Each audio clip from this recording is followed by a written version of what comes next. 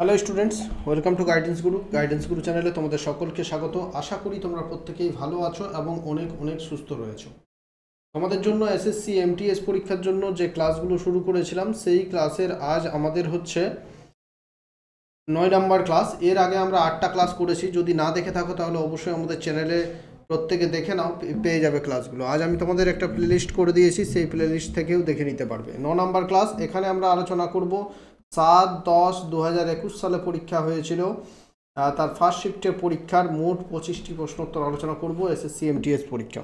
তো আগামী দিনে এসএসসি এমটিএস নোটিফিকেশান আসতে চলেছে। তোমরা যারা পরীক্ষার জন্য প্রিপারেশন নেবে, 25টা জিকে থাকবে। সেই 25টা জিকের আমি দায়িত্ব নিয়েছি, তোমাদের জিকেটা আমি তোমাদের পড়াবো, ঠিক আছে?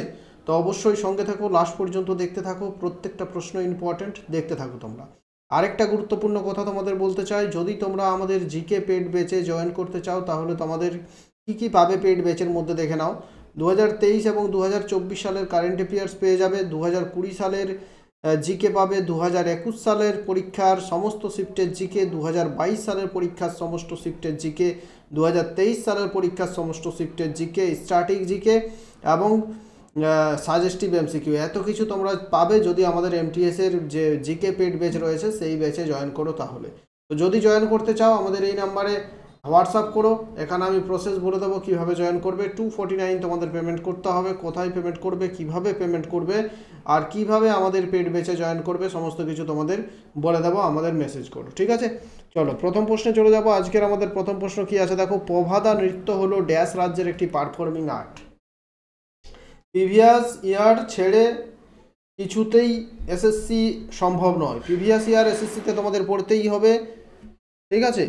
যত প্রিভিয়াস ইয়ার তুমি বেশি করবে তত তুমি পরীক্ষায় বেশি নাম্বার তুলতে পারবে। প্রভাদা নৃত্য হলো ড্যাশ রাজ্যের একটি পারফর্মিং ডান্স। কারেক্ট আনসার কী হবে? প্রভাদা হচ্ছে গুজরাটের একটা ডান্স, এটা তুমি দেখে নাও ছবিতে, ঠিক আছে? এটা হচ্ছে প্রভাদা ডান্স, গুজরাট নয়, মহারাষ্ট্র। কারেক্ট আনসার 2, মহারাষ্ট্রের একটা ডান্স হচ্ছে প্রভাদা, ইজ দ্য কারেক্ট আনসার, ঠিক আছে? মহারাষ্ট্রের আরেকটা ডান্স আছে যেটা হচ্ছে লাভানি, সেই লাভানিটাও বহুবার পরীক্ষায় আসে।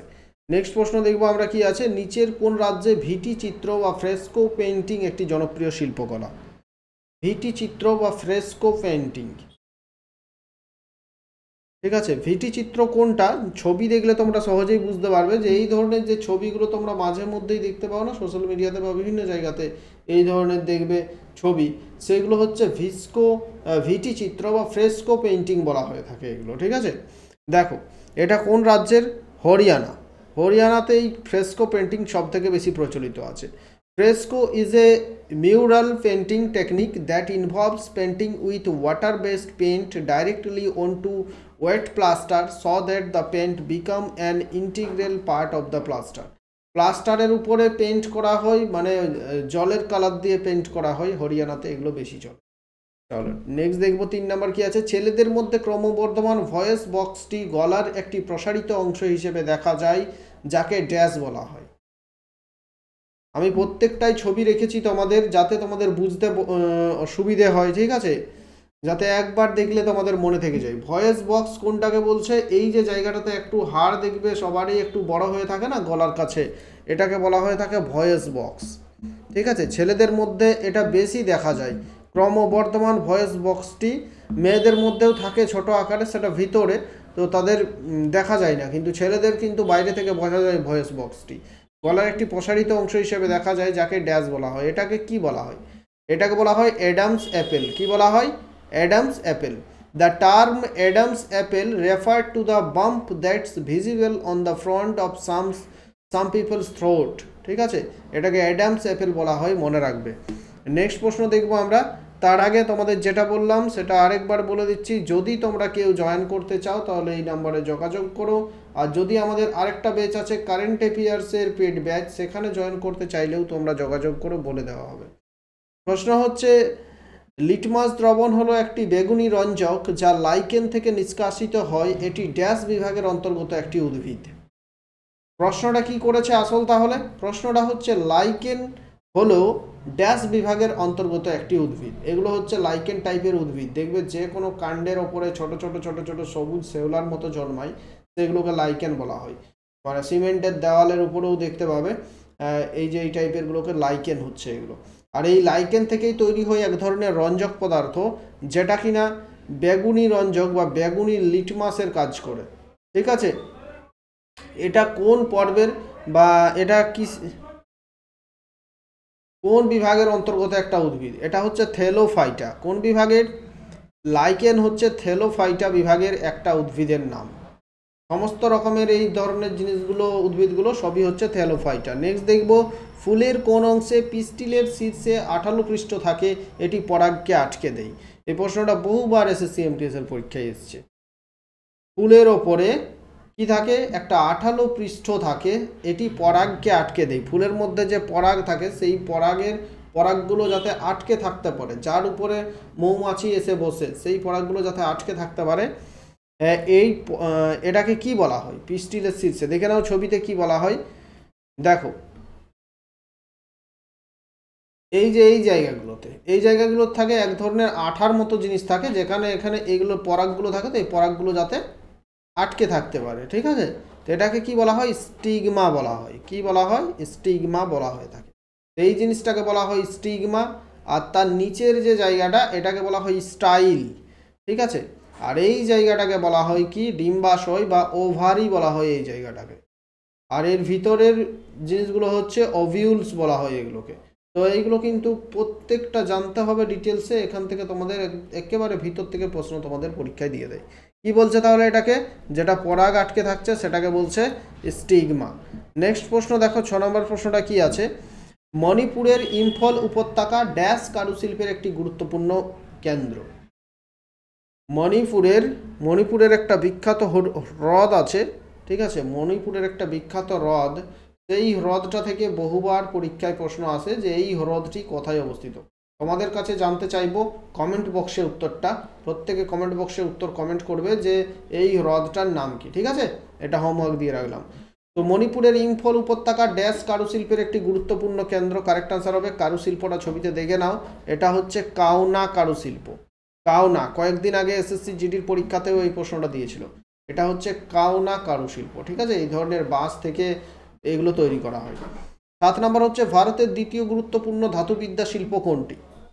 ভারতের বৃহত্তম ধাতুবিদ্যা শিল্প যদি বলা হয়, বৃহত্তম বললে হবে কি? লোহা। বৃহত্তম বললে হবে লোহা, আর দ্বিতীয় বৃহত্তম বললেই তখন হয়ে যাবে কি? অ্যালুমিনিয়াম। নেক্সট প্রশ্নে যাব আমরা। 8 নম্বর প্রশ্নটা দেখো, ভারতের সেনাবাহিনী কখন পর্তুগিজদের কাছ থেকে গোয়াকে মুক্ত করে এবং এটিকে কেন্দ্রশাসিত অঞ্চল ঘোষণা করে? গোয়া পর্তুগিজদের হাতে ছিল ভারতের স্বাধীনতার পরেও অনেক দিন গোয়া পর্তুগিজদের হাতেই ছিল। তো সেখান থেকে 1961 সালে ভারতীয় সেনাবাহিনী গোয়াকে পর্তুগিজদের হাত থেকে রক্ষা করে। দেখে নাও, গোয়া এবং আরও দুটি প্রাক্তন পর্তুগিজ ছিটমহল গোয়া, দমন এবং দিউ কেন্দ্রশাসিত অঞ্চল হয়ে ওঠে এবং 1965 সালে গোয়াকে একটি একক জেলায় সংগঠিত করা হয়। গোয়া মুক্ত হচ্ছে 1961 সালে এবং 1965 সালে গোয়াকে একটা একক জেলা হিসেবে ঘোষণা করা হচ্ছে।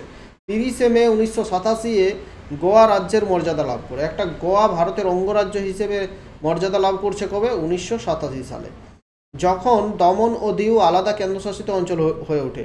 সেই একই সময়েই 1927 সালেই দমন দিউ আলাদা কেন্দ্রশাসিত অঞ্চল হয়ে উঠছে। উত্তর গোয়া এবং দক্ষিণ গোয়া দুটো জেলায় পুনর্গঠিত হয়েছিল। ঠিক আছে, তো প্রশ্ন থাকে এটাও যে কত সালে গোয়া রাজ্যে পরিণত হচ্ছে? 1927 সালে। নেক্সট প্রশ্ন হচ্ছে দেখো, জুলাই 2020 অনুসারে নিম্নলিখিতগুলির মধ্যে কে Indian Council of Medical Research ICMR এর মহাপরিচালক? মোস্ট ইম্পর্টেন্ট প্রশ্ন, ICMR এর মহাপরিচালকের নাম কি? এটা বলেছে জুলাই 2020 অনুসারে। তো জুলাই 2020-তে কে ছিল সেটা আমাদের জানার দরকার নেই, কারণ এটা পুরনো কারেন্ট অ্যাফেয়ার্স। বর্তমানে কে আছে সেটা আমরা জানবো। দেখো, এই যে ICMR বর্তমানে কে আছে? রাজীব বেহেল, ডিরেক্টর জেনারেল হচ্ছেন রাজীব বেহেল। বর্তমানে হচ্ছেন রাজীব, লিখে রাখবে প্রত্যেকে, রাজীব বেহেল হচ্ছেন বর্তমানে ডিরেক্টর জেনারেল। ঠিক আছে, আর দেখো এই যে ICMR প্রতিষ্ঠা হয়েছিল 1911 সালে। এটা গভর্নমেন্ট অর্গানাইজেশন, একটা হেডকোয়ার্টার অবস্থিত নিউ দিল্লিতে। বর্তমান director general Rajiv Behl. Next দেখবো আমরা, the best thing about you is you, একটা ইম্পর্টেন্ট বই, অনেকবার পরীক্ষায় এসছে। The best thing about you is you, correct answer কি হবে? অনুপম খের এই বইটি লিখেছেন। The best thing about you is you. The best thing about you is you এই বইটা লিখেছেন বিখ্যাত বলিউড অভিনেতা অনুপম খের। নেক্সট দেখবো নিচের মধ্যে কে প্রথম ভারতীয় যিনি অস্কার পুরস্কার পেয়েছেন। দেখো এখানে যারা আছেন, ভানু আথাইয়া পেয়েছেন, সত্যজিৎ রায়, এ আর রহমান, রেসুল পুকুট্টি, এরা সবাই অস্কার পুরস্কার পেয়েছেন। তো কে প্রথম পেয়েছেন? কারেক্ট আনসার কি হবে? প্রথম পাচ্ছেন ভানু আথাইয়া। ভানু আথাইয়া প্রথম পাচ্ছেন। She won the Academy Award for Best Costume Design, shared with John Mollo for her work in 1982 film Gandhi, and became the first Indian to win an Academy Award. Gandhi ছবির জন্য 1982 সালে প্রথম অস্কার পুরস্কার পেয়েছেন ভানু আথাইয়া। আচ্ছা, ভানু আথাইয়া নামটা তোমরা কে কে জানতে যে তিনি একজন মহিলা? ভানু আথাইয়া নামটা তোমরা কি জানতে তিনি একজন মহিলা? এটা আমারও কিন্তু অনেকদিন জানা ছিল না ভানু আথাইয়া মহিলা। তারপর কিন্তু পরবর্তীকালে যখন মোবাইল আসছে হাতে, মোবাইল আসার পর যখন ভানু আথাইয়া সার্চ করি একবার, তখন দেখতে পাই ভানু আথাইয়া হচ্ছেন একজন মহিলা। বাকি আগে যখন এত ইন্টারনেট ছিল না তখন কিন্তু নামটা জানতাম, কিন্তু তিনি যে আমি ভাবতাম যে পুরুষ মানুষ। ঠিক আছে, নেক্সট দেখবো আমি 12 নম্বর কি আছে। 12 জুন 2020 অমিত পাঙ্ঘাল এবং বিকাশ কৃষ্ণানকে ভারতের বক্সিং ফেডারেশন ড্যাশের জন্য মনোনীত করেছিল। 12 জুন 2020-তে অমিত পাঙ্ঘাল এবং বিকাশ কৃষ্ণানকে ভারতের বক্সিং চ্যাম্পিয়ন রাজীব গান্ধী খেল রত্ন পুরস্কারের জন্য মনোনীত করেছিল। ঠিক আছে, এই দুজন ছবিতে দেখতে পাচ্ছ, একজন হচ্ছেন রাজীব পাঙ্ঘাল, আরেকজন হচ্ছেন বিকাশ কৃষ্ণান। দুজনকে মনোনীত করা হয়েছিল। দেখো রাজীব গান্ধী খেলরত্ন পুরস্কার সম্পর্কে একটু জেনে নাও, একটু দেখতে সমস্যা হবে তোমাদের যেহেতু লেখাগুলো ছোট ছোট। এখানে 25 লাখ টাকা পুরস্কার দেওয়া হয়। আর এই যে রাজীব গান্ধী খেলরত্ন পুরস্কার, এটা ভারতের ক্রীড়া জগতে শ্রেষ্ঠ পুরস্কার ছিল। আর এটাকেই বর্তমানে চেঞ্জ করে কি করেছে, হকি জাদুকর কাকে বলা হয়? ধ্যানচাঁদ। হ্যাঁ, ধ্যানচাঁদ খেলরত্ন অ্যাওয়ার্ড করা হয়েছে। এটা এস্টাবলিশ হয়েছিল 1982 সালে। প্রথম পুরস্কার প্রদান করা হয় 1991-92, লাস্ট দেওয়া হয় 2023 সালে। এখনও পর্যন্ত মোট 60 জনকে এই পুরস্কার দেওয়া হয়। আর মোস্ট রিসেন্ট পেয়েছেন কে? সাত্বিক সাইরাজ এবং চিরাগ শেট্টি, এই দুজন সবচেয়ে লাস্ট এটা পেয়েছেন। ঠিক আছে, এর দেখবো নিচের কোনটি একটি জোয়ার বন্দর? জোয়ার বন্দর নিচের কোনটি? অর্থাৎ জোয়ারের জলে পুষ্ট একটি বন্দরের নাম। কারেক্ট আনসার কি হবে? জোয়ারের জলে পুষ্ট বন্দর কান্ডালা বন্দর। কান্ডালা বন্দর হচ্ছে জোয়ারের জলে পুষ্ট একটি বন্দরের নাম। দেখো অনেক সময় প্রশ্ন আসে যে একটা ভারতের একটি শুল্ক মুক্ত বন্দরের নাম, তখনও কিন্তু কান্ডালা বন্দর হচ্ছে ভারতের একটি শুল্ক মুক্ত বন্দর। 14 হচ্ছে ভোক্তা সুরক্ষা আইন বা কনজিউমার অ্যাক্ট 2019-এর বিধানগুলি ড্যাশ থেকে কার্যকর হয়েছে। এটা ইম্পর্টেন্ট নয়, পুরনো কারেন্ট অ্যাফেয়ার্স। 20 জুলাই 2020 থেকে এটা কার্যকরী হয়েছে।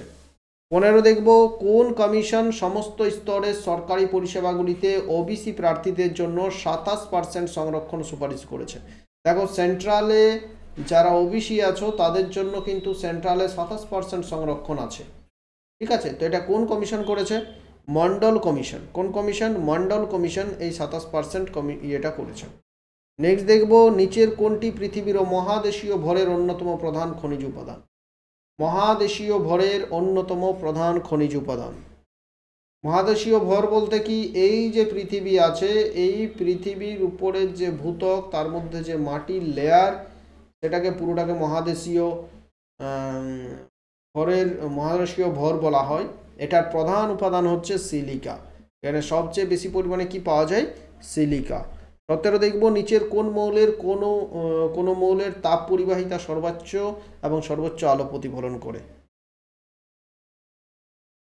এই যে মৌলগুলো আছে এদের মধ্যে কে সর্বোচ্চ পরিমাণে তাপ পরিবহন করতে পারে আর সবচেয়ে বেশি আলো বিকিরণ করতে পারে? কারেক্ট আনসার কি হবে? রূপা বা রৌপ্য বা সিলভার সবচেয়ে বেশি আলো বিকিরণ করতে পারে আর সবচেয়ে বেশি তাপ পরিবহন করতে পারে। 18 সলবাই সন্ধি কোন সালে স্বাক্ষরিত হয়েছিল? মোস্ট ইম্পর্টেন্ট প্রশ্ন। সলবাই সন্ধি কত সালে? দেখো 1782 সালে সলবাই সন্ধি হচ্ছে। কাদের মধ্যে হচ্ছে দেখে নাও। সলবাই চুক্তি যা প্রথম অ্যাংলো মারাঠা যুদ্ধের সমাপ্তি ঘটায় 1782 সালের 17 মে ব্রিটিশ ইস্ট ইন্ডিয়া কোম্পানি এবং মারাঠাদের মধ্যে স্বাক্ষরিত হয়। কার মধ্যে? ব্রিটিশ ইস্ট ইন্ডিয়া কোম্পানি এবং মারাঠাদের মধ্যে 1782 সালে। সলবাই জায়গাটা কোথায় অবস্থিত? মধ্যপ্রদেশের গোয়ালিয়র জেলায় অবস্থিত। কেন্দ্রীয় সরকারের 10% সংরক্ষণ যে অর্থনৈতিকভাবে দুর্বল বিভাগের অধীনে ওবিএস সেই ব্যক্তিদের জন্য উপলব্ধি যাদের পারিবারিক আয় কত।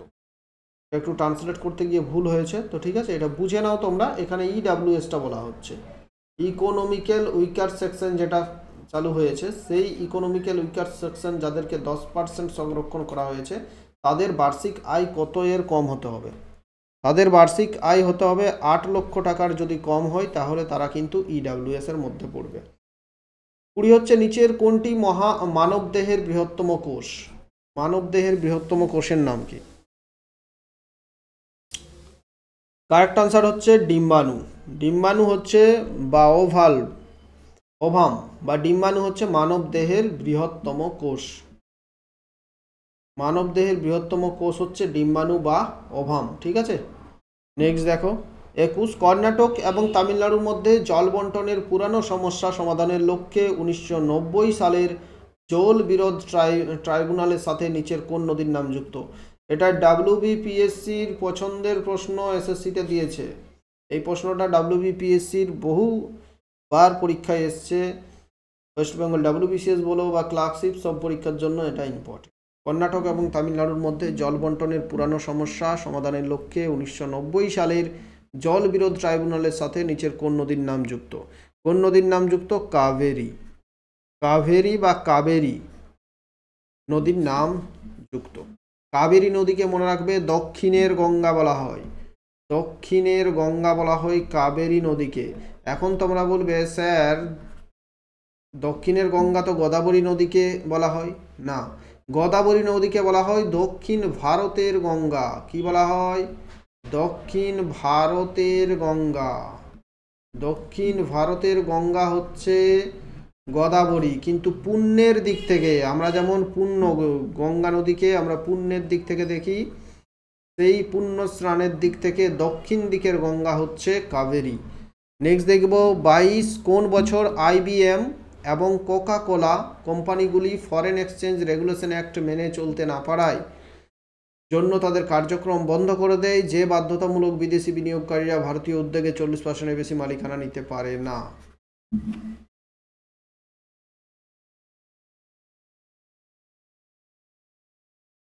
এটা হবে, দেখো তোমাদের এটা দরকার নেই জানার, এটা 1977 হবে, জেনে রাখো। তাও এই প্রশ্নটা রাত দরকার নেই, এটা ইম্পর্টেন্ট নয়। নিচের কোন দল ইন্ডিয়ান সুপার লিগ 2019-20 জিতেছে? এটা হচ্ছে 2019-20 সালের কারেন্ট অ্যাফেয়ার্স এসেছিল, তো এটা তোমাদের ইম্পর্টেন্ট নয়, তাও জেনে রাখো। এটিকে ফুটবল ক্লাব 2019-20 সালের যে আইএসএল সেটা জিতেছিল। কিন্তু এখন হচ্ছে লেটেস্ট কারা জিতেছে, 2023 সালের যে আইএসএল বা ইন্ডিয়ান সুপার লিগ ফুটবল খেলা, এটা জয়ী হয়েছে মোহনবাগান, ঠিক আছে। মোহনবাগান 2023 সালে জয়ী হয়েছে মোহনবাগান। 24 দেখব, ড্যাশ ছিলেন প্রথম ভারতীয় শাসকদের একজন যিনি 1824 সালে ব্রিটিশ ইস্ট ইন্ডিয়া কোম্পানির বিরুদ্ধে ভ্রান্তির মতবাদ বাস্তবায়নের বিরুদ্ধে সশস্ত্র বিদ্রোহের নেতৃত্ব দেন। মোস্ট ইম্পর্টেন্ট প্রশ্ন, এটা আশা করছি তোমাদের অনেকের কাছেই অজানা আছে। আমরা ঝাঁসির রানী লক্ষ্মীবাইয়ের নাম প্রত্যেকেই জানি, কিন্তু অনেকেই জানি না এই কিত্তুর চেন্নাম্মা, কিত্তুর রানী চেন্নাম্মার নাম। কিত্তুর রানী চেন্নাম্মা, ছবিতে দেখতে পাচ্ছ Kittur Rani Chennamma, also known as Kittur Rani Chennamma, the Rani queen of Kittur, কিট্টুরের রানী বলা হয়। She is held as one of the first female rulers to have rebelled against the British and is famous for the 1824 revolt against the East India Company who lost the first battle against her. East India company প্রথম যুদ্ধে এই কিট্টুর রানীর সঙ্গে হেরে গিয়েছিল, তারপর পরে পরাজিত হচ্ছে কিট্টুর রানী। তিনি ভারতের প্রথম মহিলা শাসক হিসেবে ইস্ট ইন্ডিয়া কোম্পানি বা ব্রিটিশদের সঙ্গে লড়াই করেছিলেন, ঠিক আছে। তাহলে কিট্টুর রানী চেন্নাম্মা। 25 হচ্ছে নিম্নলিখিত সমাজ সংস্কারকদের মধ্যে কে 1896 সালে পুনাতে হিন্দু বিধবা হোম নামে একটি শিক্ষা প্রতিষ্ঠান প্রতিষ্ঠা করেছিলেন? পুনাতে কি করেছিলেন? Hindu widow home, Hindu widow home বলে পুনাতে একটা শিক্ষা প্রতিষ্ঠান করেছিলেন কে? ধন্দ কেশব কার্ভে। কে করেছিলেন? ধন্দ কেশব কার্ভে।